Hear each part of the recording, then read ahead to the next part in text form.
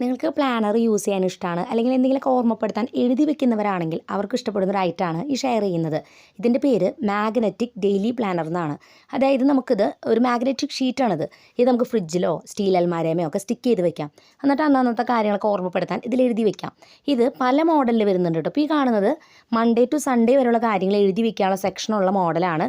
പിന്നെ അതിൽ നോട്ട്സ് എന്ന് പറഞ്ഞിട്ടൊരു സെക്ഷൻ കൂടി കൊടുത്തിട്ടുണ്ട്. ഇനി വേറെ മോഡൽ വരുന്നുണ്ട്. അത് നമുക്ക് മീൽ പ്ലാനറായിട്ട് യൂസ് ചെയ്യാം. അതായത് breakfast, lunch, dinner, shopping list ഇതൊക്കെ എഴുതി വെക്കാൻ പറ്റുന്ന മോഡലും വരുന്നുണ്ട്. ഇതിൻ്റെ തന്നെ പ്ലെയിൻ ആയിട്ടുള്ള മോഡൽ മാഗ്നറ്റിക് ഷീറ്റും വരുന്നുണ്ട്. ഇതും എഴുതാനുള്ള മാർക്കറും അതിൻ്റെ കൂടെ തന്നെ കിട്ടും. വൈറ്റ് ബോർഡും എഴുതുന്ന മാർക്കറാണ് ഇതുമ്പോൾ യൂസ് ചെയ്യുന്നത് കേട്ടോ.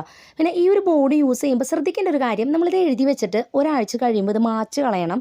ഇല്ലയെന്നുണ്ടെങ്കിൽ ഇതിങ്ങനെ വെച്ചുകൊണ്ടിരുന്നാൽ ആ മഷി അതുമേക്ക് അബ്സോർബ് ആയാൽ പിന്നെ മാച്ച് കളയാൻ ഭയങ്കര പാടായിരിക്കും. എല്ലാ ആഴ്ച ഇത് മാച്ച് കളയാം. പിന്നെ ഇത് ഉപയോഗിക്കും തോറും കുറേ വർഷം കഴിയുമ്പോൾ ഒക്കെ ഇതിന് ആ ഒരു എഴുതിയത് ഇങ്ങനെ പിടിക്കാനായിട്ട് തുടങ്ങും. നമ്മൾ മാച്ചാലും അതങ്ങനെ പോവില്ല.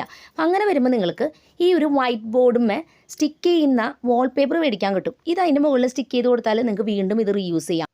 ഇതിൻ്റെ മാഗ്നറ്റിക് ഷീറ്റ് ഉണ്ടല്ലോ, അതിന് നല്ല ക്വാളിറ്റി ഉണ്ട്. ഇതുമുള്ള ആ ഒരു പേപ്പറാണ് കുറേ കഴിയുമ്പോൾ ഞാൻ പറഞ്ഞ പോലെ ഒരു ബുദ്ധിമുട്ട് വരുന്നത്. മീൽ പ്ലാനർ മോഡലാണെന്നുണ്ടെങ്കിൽ ഒരു 200 രൂപ റേഞ്ചാണ് വരുന്നത്.